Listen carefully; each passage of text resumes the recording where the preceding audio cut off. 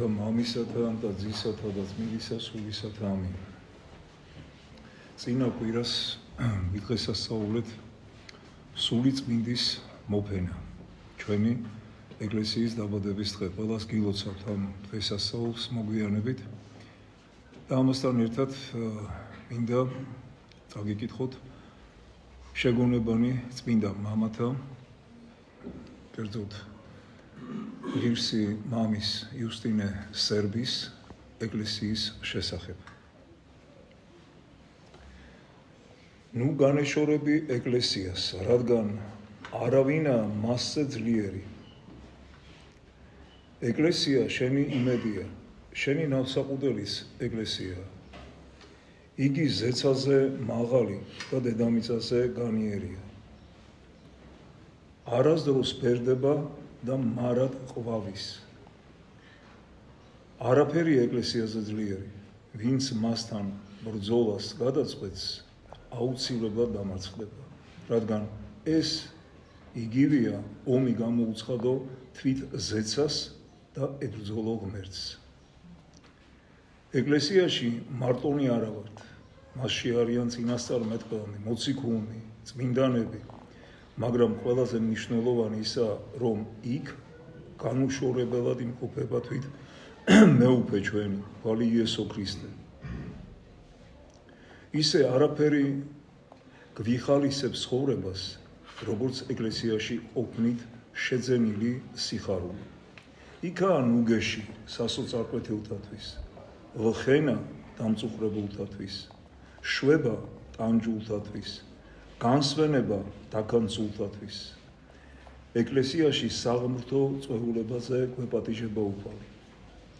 იგი გვიბრუნებს მწუხარებით დაკარგული სიმშვიდეს, ცოდვათა ტვირთს გვიმსუბუქებს, მოწყინებას სიტკბუებით მოგვირჩენს, ხოლო დარდს სიხარულით დაგვიამებს.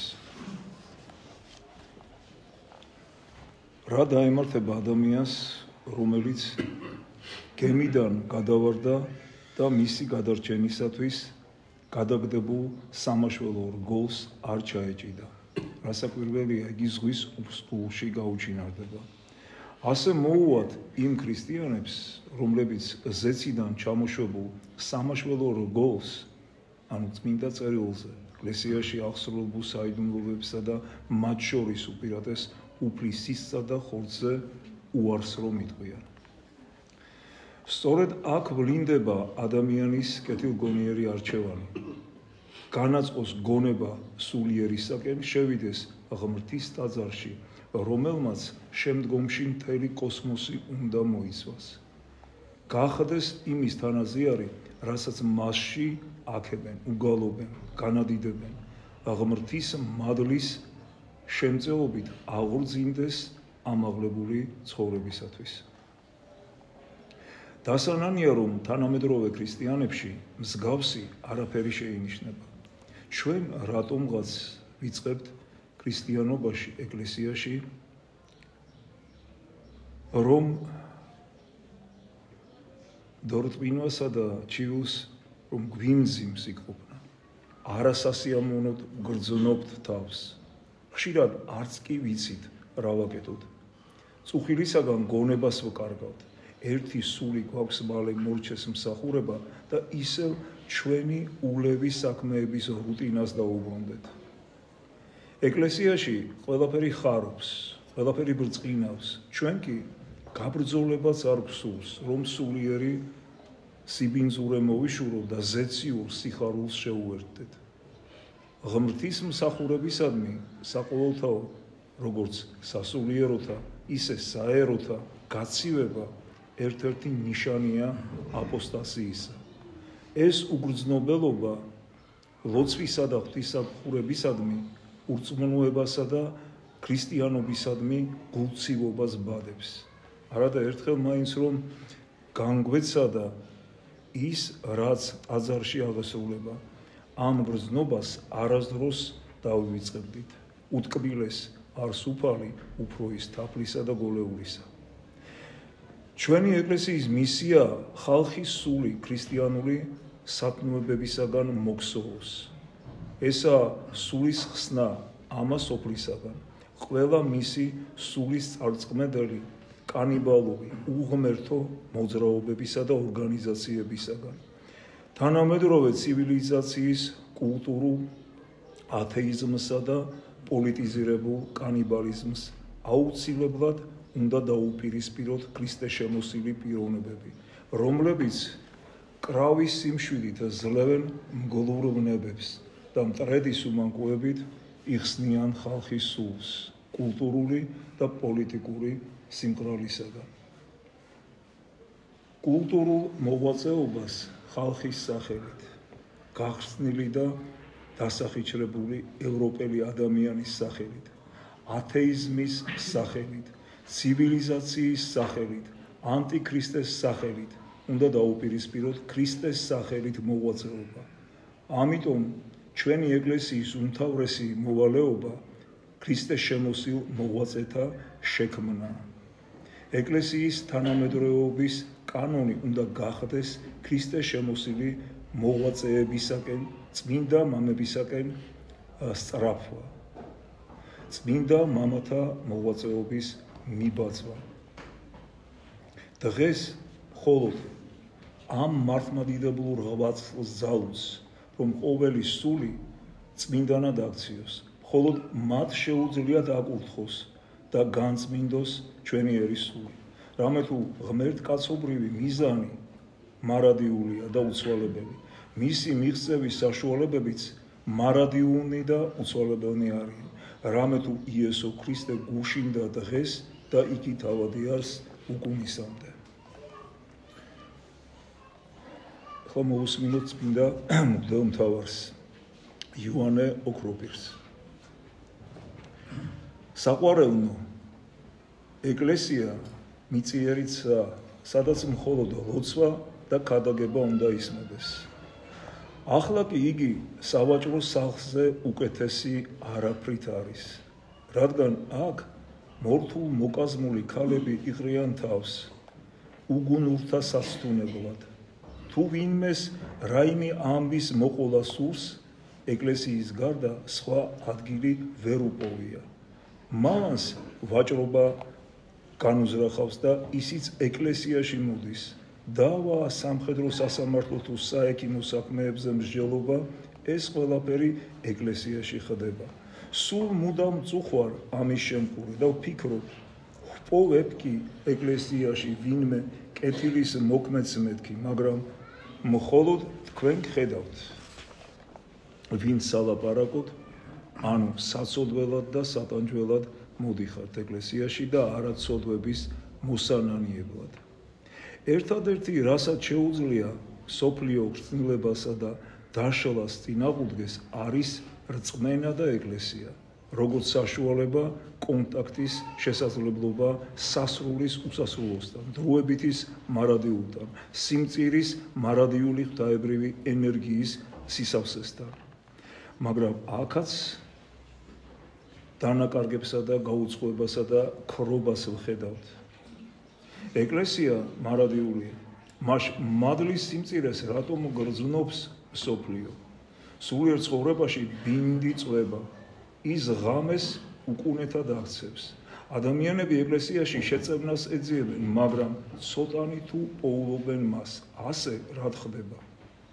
იტყვი რა უყოთ, უმეცრებით მონდისო, მაგრამ გაიხსენე საჭურის გზაზე რომ იჯდა და სულიერ წიგნებს კითხულობდა. შენ კი გარეშემო მოძღვრები გახვევია და მაინც უმეცრებას იმიზეზებ. ევედრე უფალს რომ გულისხმა ხო მისი მცნებები, ეკლესიაში კი დუმილი გამართებს, რათა ღმერთმა შენი დუმილი და სიმდაბლე მაინც მიითვალოს. ხოლო თუ დუმილი არ შეგიძლია, მაშინ გადი ეკლესიიდან, რომ სხვებსაც საცთურის მიზეზად არ ეკცე. მხოლოდ ერთია საჭირო ეკლესიაში შეკრებისას, ლოცვა და გალობა და არა ხმაური ან ერთმანეთთან ლაპარაკი. მდუმარედ უსმინე საკითხავს, რამე თუ თვით ეპისკოპოსის დუმს და მხოლოდ მგალობელნი გალობენ.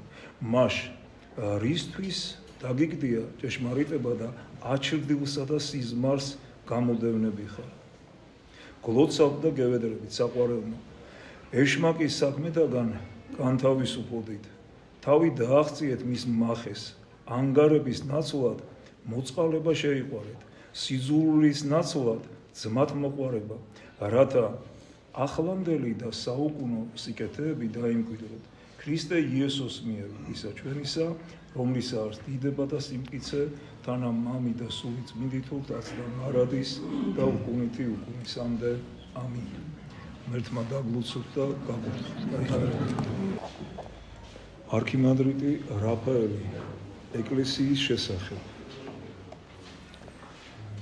ერთ-ერთი ყველაზე დიდი საშიშროება, რომელიც ეკლესიას ემუქრება, გაამსოფლიურება, სეკულარიზაცია.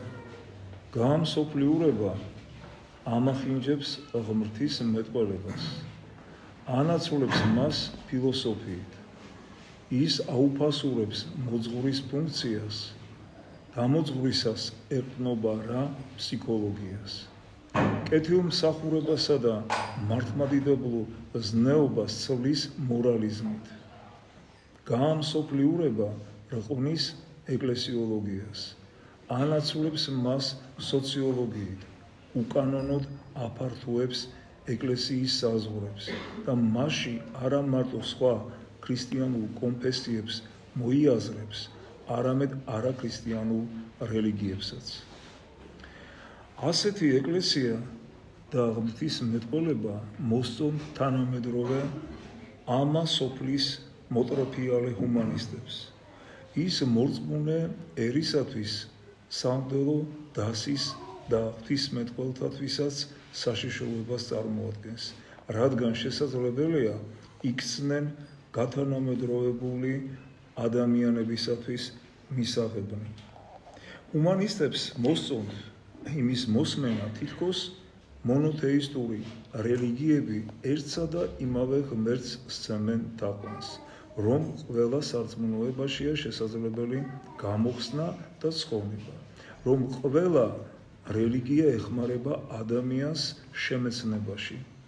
ერთმა მართლმადიდებელმა ჭყალებში ეპისკოპოსმა ისიც კი თქვა, ეკლესიაშიც და მეჩეთშიც აღესრულება ერთი და იგივე საქმე, ადამიანის სულიერი სრულყოფა. ასევე ეს ღვთისმეტყველები ჭყალებში თვლიან, რომ მართალია კონფესიები ერთმანეთისაგან განსხვავდებიან, მაგრამ მიუხედავად ამისა, ქრისტიანობის კანონიერ გამოვლინებებს წარმოადგენენ. უნებრივია, ვინც ასე ბრძნობს, არ აღიარებს საღამთო კანონების ღმრთივ კურთხეულობას და რომ ისინი ეკლესიური ცხოვრების რეგულატორები არიან. ქრისტიანობა აქამდე მხოლოდ იმიტომ არსებობს, რომ სახარება ჭეშმარიტების შინაგან ძალას ფლობს. ტაძრებში მადლი საიდუმლოებებში, ღმრთის მსახურებებშია. წმინდანები ჩვენთვის ლოცულობენ და არა იმის გამო, რომ ბევრს ან ცოტას ვლაპარაკობთ.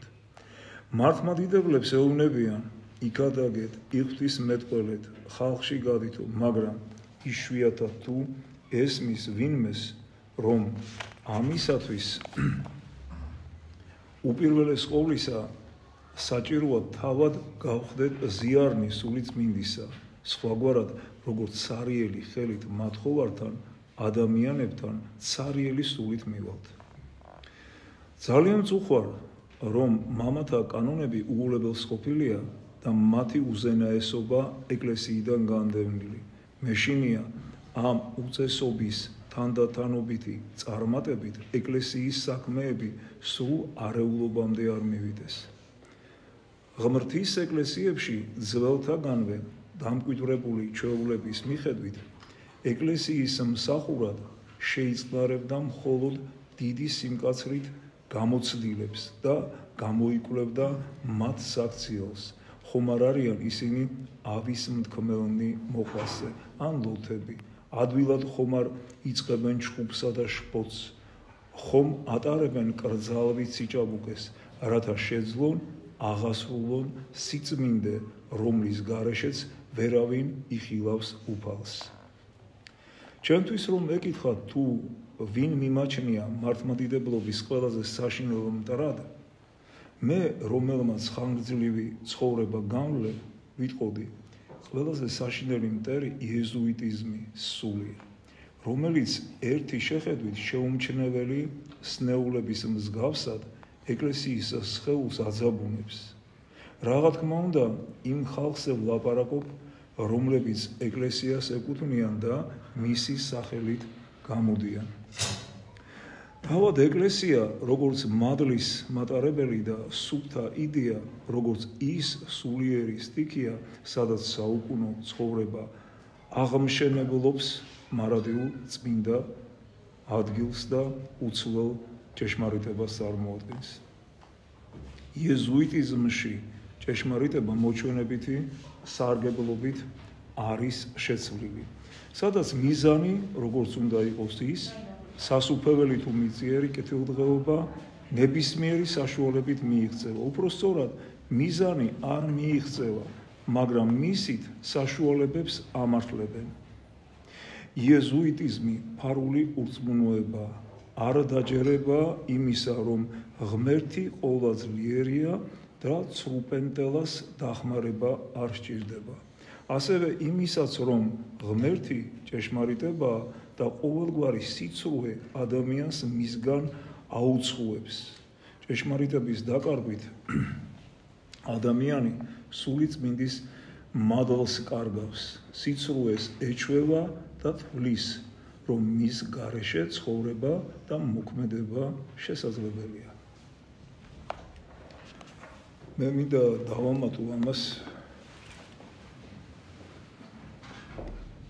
ის, რომ მავანი მოძღვრები ამბობენ, რომ სხვადასხვა საშუალებით არა იმით, რასაც ეკლესია ასწავლის, არამედ საერო ბრძნობით მოიყვანონ ადამიანები ეკლესიაში. აი მაგალითად თეატრალური წარმოდგენებით. ეკლესიის ეზოში საღამოს კონცერტებით და ასე შემდეგ. აი სწორედ ეს არის თვალთმაქცობა. ეს არის სიცრუე. შენ თუ გინდა რომ ადამიანი მოვიდეს ეკლესიაში, როგორც ეკლესია გვასწავლის, როგორც წმინდა მამები გვასწავლიან, ისე იმოქმედე. ღვთისმსახურება აღასრულე. იქადაგე ღვთის სიტყვა. მრევლთან კონდეს ცოცხალი ურთიერთობა, ხშირი ურთიერთობა, დაიხარჯე მრევლისათვის ბოლომდე. ასე მოვა ადამიანი ეკლესიაში, რომ დაინახავს შენ როგორ იხარჯები და არა თეატრალური წარმოდგენებით და მუსიკალური საღამოებით. მერთმა დაგლოცოთ და გაგურთხოთ, გაიხარეთ.